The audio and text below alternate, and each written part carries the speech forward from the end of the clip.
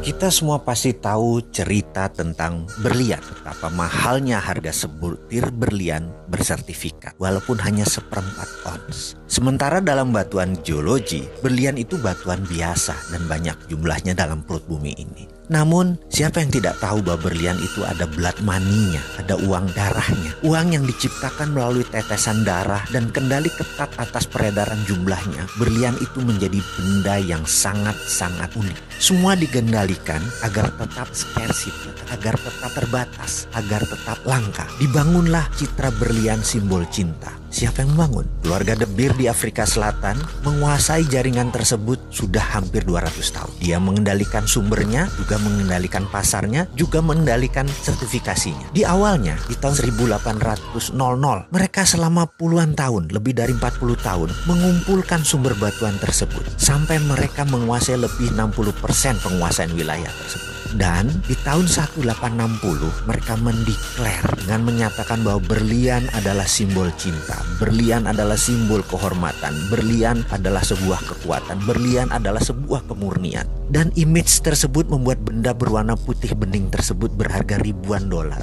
walaupun dengan gramasi yang sangat kecil. Kalau Anda tahu itu batuan apa, tetapi kita tidak bisa apa-apa. Kita semua sudah menjadi budak atas pencitraan berlian tersebut. Kita hanya menjadi korban pengambil price taker. Kita tidak bisa menentukan harga berlian. Kita pasrah dengan harga berlian tersebut. Apakah ini kesepakatan bersama? Oh tidak. Ini adalah keterpaksaan yang diciptakan. Dan apa yang keluarga De Beer itu ciptakan dalam bahasa sederhana, dalam bahasa ekonominya adalah economic alchemy atau rumus kimia sukses. Citra berlian sampai saat ini sudah 160 tahun. Sudah banyak tertanam di bawah sadar kita bahwa berlian adalah batuan paling mulia dan paling mahal. Kita ambil contoh, kita sekarang punya batu aki, batu kecubung atau batu lainnya. Kita tidak akan pernah bisa mengalahkan citra berlian tersebut karena citra tersebut dikawal dengan ketat oleh keluarga tersebut. Sekali lagi, itu adalah yang namanya alkemi. Kita pun selaku pribadi harus menemukan alkemi diri kita. Kita harus menciptakan alkemi kita sendiri. Bahkan negara harus menciptakan alkeminya sendiri. Kalau enggak, kita tidak menjadi negara apapun. Kita menjadi negara victim. Seperti Amerika,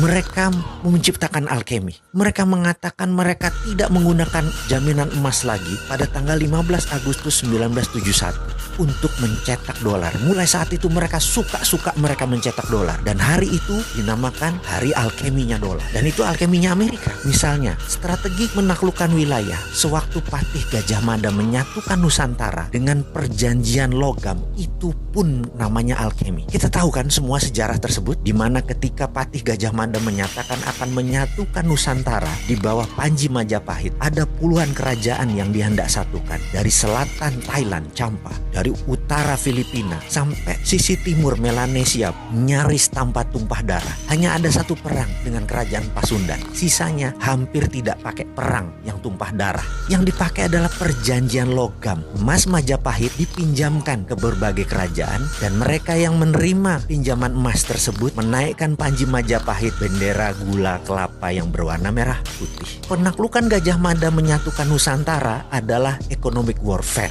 menggunakan hegemoni ekonomi, bukan hegemoni militer. Cara itu pula yang ditiru Cina dengan strategi obor, one belt, one road, dipinjaminya economic warfare. Apa yang Gajah Mada lakukan itu adalah alkemi. Alkemi itu sekarang diambil oleh Tiongkok. Dan lucunya, Indonesia malah bagian dari alkemi tersebut. Itu ilmu milik Nusantara. Bagaimana sih ini?